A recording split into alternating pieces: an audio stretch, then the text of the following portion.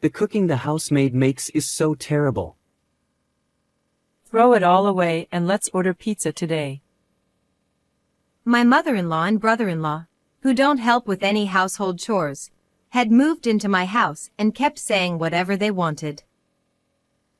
I felt I had reached my limit with this lifestyle, so I decided to end their lives. I'm Penelope, turning 30 years old. Finally, my life has settled down, and peaceful days have returned. It all began when I attended a company drinking party.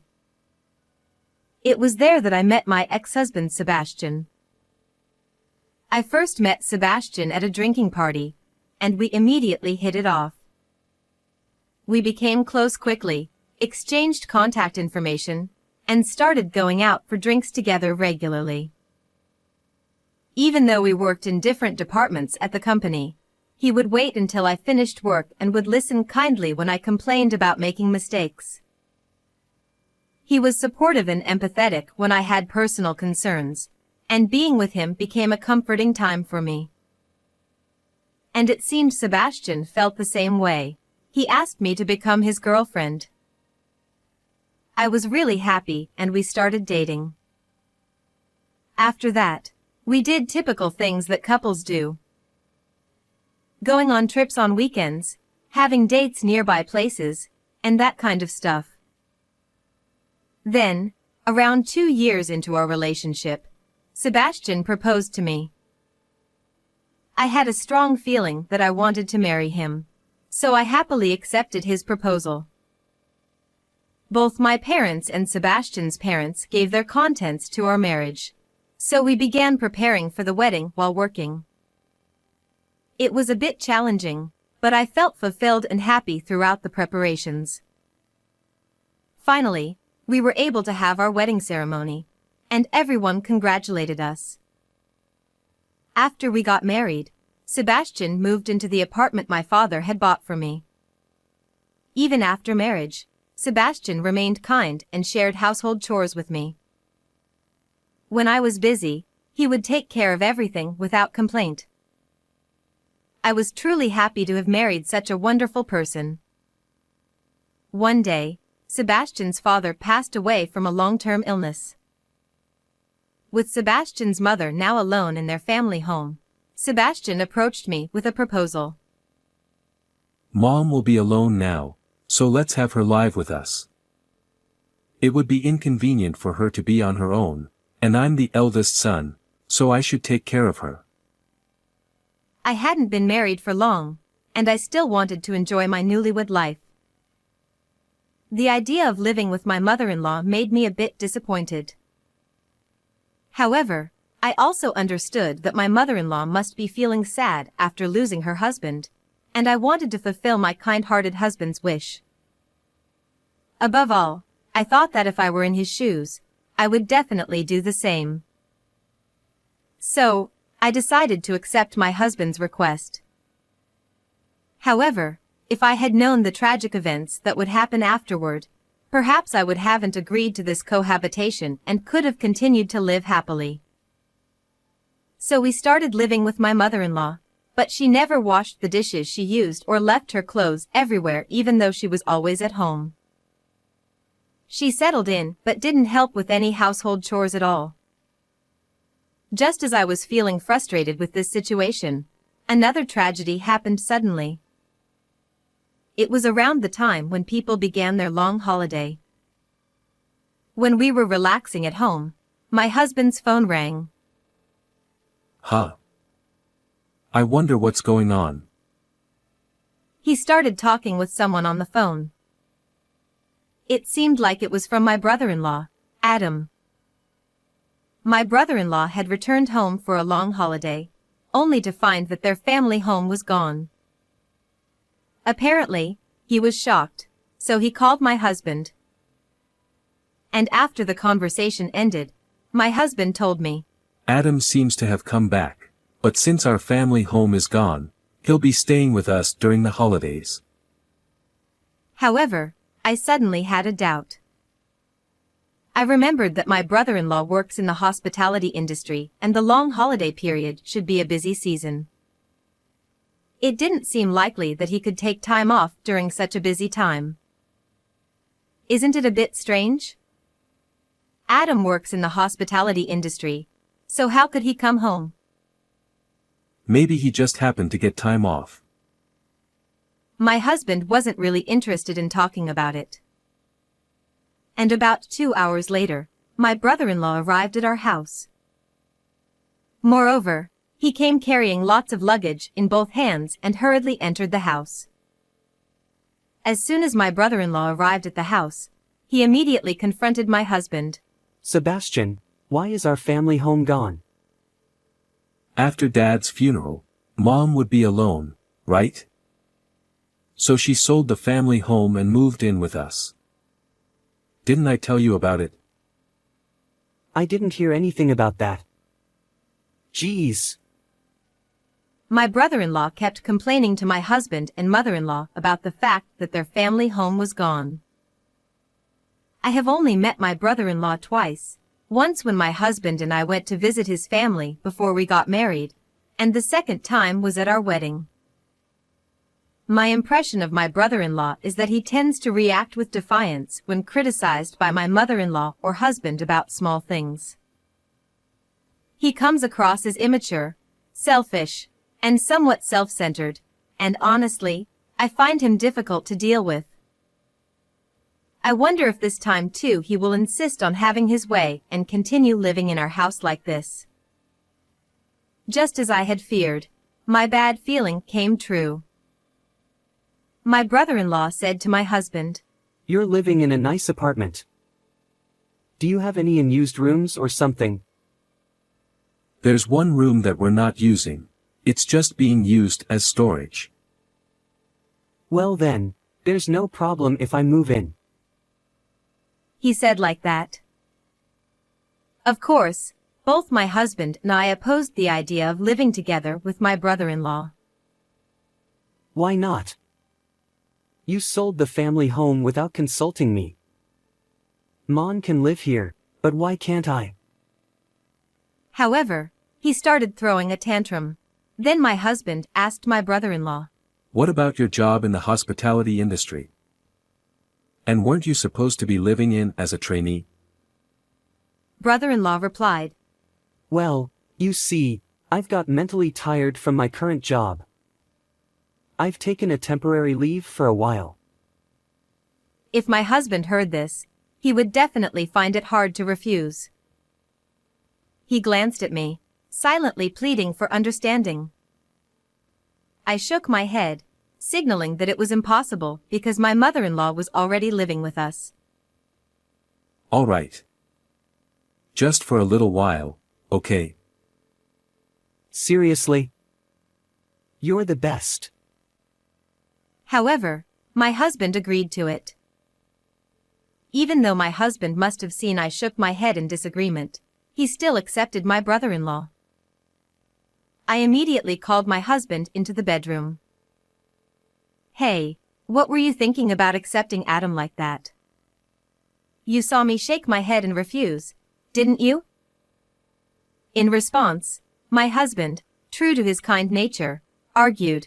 I couldn't just abandon Adam, could I? However, once we accepted my brother-in-law into our home, it's obvious that it would be difficult to kick him out. I hoped that he would return to work soon. At first, we had a quiet life. But my husband became busier during the peak season and started working overtime on weekends. Then I discovered my brother-in-law's true nature. It was when my husband wasn't around. It seems like my brother-in-law thought I wouldn't say anything. He started giving me orders, like cook him something because he's hungry, or go buy him some cigarettes because he's busy. Moreover, he started smoking in the living room, so I had to repeatedly tell him to go to the balcony. Whenever I pointed it out, he would make a very displeased face. You're just my brother's wife. Don't tell me what to do. He made sarcastic remarks. My mother-in-law didn't say anything about it either. and she and my brother-in-law both bosses me around. When I cooked dinner, I was told things like, The cooking the housemaid makes is so terrible. Throw it all away and let's order pizza today. My mother-in-law and brother-in-law, who didn't do any house chores, said whatever they wanted to say to me in my house. My brother-in-law who behaves and talks which make it hard to believe he's just a guest, and mother-in-law who lets him do as he pleases without ever reprimanding him. Even though a month had passed since then, my brother-in-law didn't show any sign of returning to work. I wanted to change the situation, so I decided to discuss it with my husband. I told him about his brother's behavior. I couldn't bear it anymore. But, when I had a talk with my husband, he said, Well. It's only been a month. He's probably been through a lot. Let's give him some more time and space. So I said, he's definitely lying about being mentally stressed and taking leave. It's been a month, and he hasn't made any effort to go back to work. And when you're not around, Adam and your mother are constantly bossing me around. I told my husband everything, but he didn't listen at all. I don't get that vibe from either of them when I'm around, so I can't believe it. Are you just making up lies because you want to kick Mom and Adam out of our house? In the end, he called me a liar. Why doesn't he believe me and still take their side? I was so furious. And that's when the incident happened. As I happened to wake up early one morning and headed towards the bathroom, I noticed a burnt smell coming from somewhere. I tried to locate its source and found it was coming from my brother-in-law's room where he was sleeping. I hurriedly opened the door, only to find my brother-in-law had been smoking in bed, and it seemed the cigarette had not been extinguished. There was a burnt spot on the mat where it had fallen. I rushed to get water and managed to extinguish the fire, and I woke him up and yelled at him as I couldn't hold my anger any longer. What were you thinking? I've told you many times not to smoke inside the house. Upon being awakened, my brother-in-law seemed somewhat surprised but quickly responded to me with annoyance. The fire's already out, right? Don't bother waking me up over something done. You're just my brother's wife, so don't get bossy. I couldn't stand him anymore. You know what? You're lying about being mentally stressed and on leave, aren't you?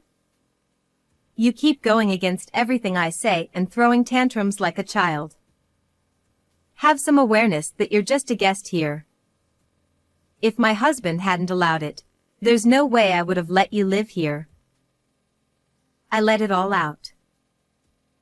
Upon hearing the commotion, my mother-in-law and husband intervened. Hey, Penelope. What's this all about? How dare you say such things to my son? He's going through a tough time at work right now. How can you yell at someone like that? Unbelievable. That's right, Penelope. Apologize to my brother. What you said just now was way out of line. My husband and mother-in-law ganged up on me, blaming me for everything. Meanwhile, my brother-in-law watched the scene with a smirk on his face. I couldn't understand why I was the one being blamed. I've accommodated my mother-in-law, who became a widow, and my brother-in-law who barged in after taking leave, just as my husband wanted. Yet, instead of reprimanding his brother, he joined my mother-in-law in blaming me. And my husband added, I've heard from my brother that you're always scolding him when it's just the two of you. How dare you treat him like that just because you want him to leave? I've even considered divorce and have already signed the divorce papers. Cool off and think about it. All right. If you're going to take your brother's side like that, then I'll divorce you or do whatever it takes. I'm leaving this house.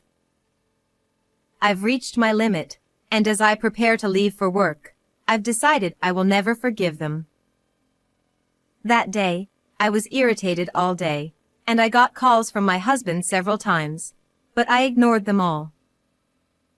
I finished work and then got home, determined to expose my brother-in-law's lie. I found the house key wouldn't work. No matter how many times I tried to unlock the door, the key wouldn't turn, so I called my husband. Then he said me.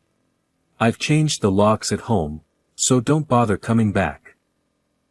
Reflect on your actions, and if you're truly sorry, I might let you back in.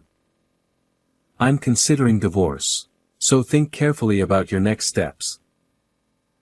Furious that it seemed like I was being blamed, I called my parents. My parents said I could stay with them until this situation settled down, so I told them all the details. Upon hearing this, my father became furious. Unbelievable. I'll make sure they regret this. He then made a phone call to someone. Shortly after, a lawyer whom my father had presumably called arrived at the house. Afterwards, my father and the lawyer discussed matters regarding the apartment he had bought for me. Since the apartment is in my father's name, he said he would sell it immediately. I wanted a divorce, so it was necessary for my husband to agree to this. However, he had already signed the divorce papers, so there didn't seem to be any issue with that. It would take a week for my father's apartment sale to be completed, so until then, I commuted to work from my parents' house. Finally, after a week had passed, I went to my husband's house with my father and the lawyer. When I rang the intercom, my husband answered. Penelope, have you finally cooled off? Wait, Penelope's dad, and... who is that person? As I explained, I had brought my father and the lawyer with me. My husband became flustered. We entered the living room and got straight to the point. I want you to leave this house right now. What? Right now? Sebastian stammered nervously, clearly intimidated by my father and the lawyer. Then my brother-in-law and mother-in-law intervened. Here we go again. I said I'd leave once I get better. That's right, Penelope. Adam is still emotionally unstable. Please cut him some slack. If you want Adam to leave that much, why don't you leave instead? My brother-in-law and mother-in-law were both being selfish and unwilling to listen to me. Seeing no other option, I asked the lawyer to explain on my behalf. All of you need to leave the house. The owner has decided to put this house up for sale. The lawyer's explanation seemed to shock them. Huh? What? What do you mean? This house belongs to Sebastian, right? Sebastian, you haven't sold it, have you? Just because it belongs to my brother doesn't mean his wife has the right to sell it without permission. Then my father spoke up. This house was a gift from me to my daughter, given when she became a working adult. In fact, the contract is in her name. So, there should be no problem if she decides to sell this house. He then presented the contract documents to my husband and his family. Upon seeing the documents, my husband, mother-in-law, and brother-in-law turned pale. Then I said to my husband, "Hand me the divorce papers that you said you've already signed. You wanted a divorce too, so there shouldn't be any issue, right?" I just got in the heat of anger. Just got in the heat of anger? Yet you signed the divorce papers beforehand.